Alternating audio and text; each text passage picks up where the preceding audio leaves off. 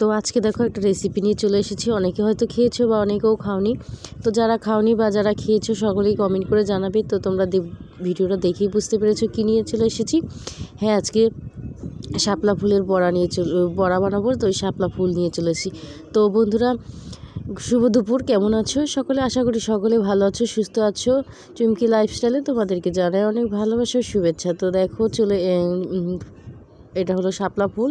তো দেখো ফুলগুলা কত সুন্দর। তো আমি সুন্দর সুন্দর ফুলগুলা বেছে বেছে সাদা সাদা দেখে ফুলগুলা নিয়েছি। তো এই যে সব ফুলের সবুজগুলা ফেলে দিয়ে আমি এই যে শুধু সাদাগুলো নিব। তো এই যে পদ্ম ফুলের পরে আর কি পানির ফুল, আর বাংলাদেশে জাতীয় ফুল শাপলা। তো সেই শাপলা ফুলকে কি অপমান করে চলে? তো ফুলটাকেও আমরা সুন্দর করে বানিয়ে বড়া খাবো। তো চলো আজকে দেখা যাক। তো এই যে দেখো, আমি সমস্ত ফুলগুলা পরিষ্কার করে বেছে ভালো করে নিয়েছি, ধুয়ে নিয়ে এটার মধ্যে পেঁয়াজ কুচি, মরিচ, একটু চালের গুঁড়া, হলুদ, মরিচ, একটু আদা রসুন সব কিছু মিক্স করে তারপরে দেখো এই যে একটু দিলাম আদা রসুন দিয়ে ভালো করে মিক্স করে নিয়ে ভালো করে মাখিয়ে নিব। সব কিছু মাখানোর পরে ফ্রাই প্যানে তেল দিয়ে দিব। তো তেল দেওয়ার পরে ওগুলি সুন্দর ছোট ছোট করে ভেজে নিব। তো দেখো এই যে আমার ফুলগুলো সুন্দর করে মাখানো হয়ে গেছে।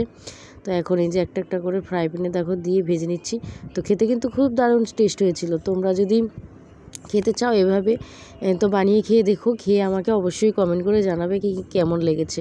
তো শাপলা ফুলের বড়া খেতে কিন্তু খুব দারুণ, খুব মজার, খুব টেস্ট হয়। তো তোমরাও কিন্তু ট্রাই করে দেখবে, আর ট্রাই করে খেয়ে আমাকে অবশ্যই একটা কমেন্ট করে জানাবে যে দিদি সত্যি ফুলের বড়াটা মজা হয়েছিল। আর সত্যিই ফুলের বড়াটা মজা লাগে আমার মেয়ের, আমার হাজব্যান্ডের তো অনেক পছন্দের একটা খাবার। ও শাপলা ফুলের দিন আসলেই, শাপলা ফুলের সময় আসলেই তাকে ফুলের বড়া বানিয়ে দিতে হয়। তো দেখো কত সুন্দর মচমচেও হয়েছে।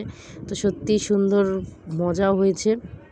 তো যাই হোক, ভালো থেকো, সুস্থ থেকো বন্ধুরা, আর চ্যানেলটি সাবস্ক্রাইব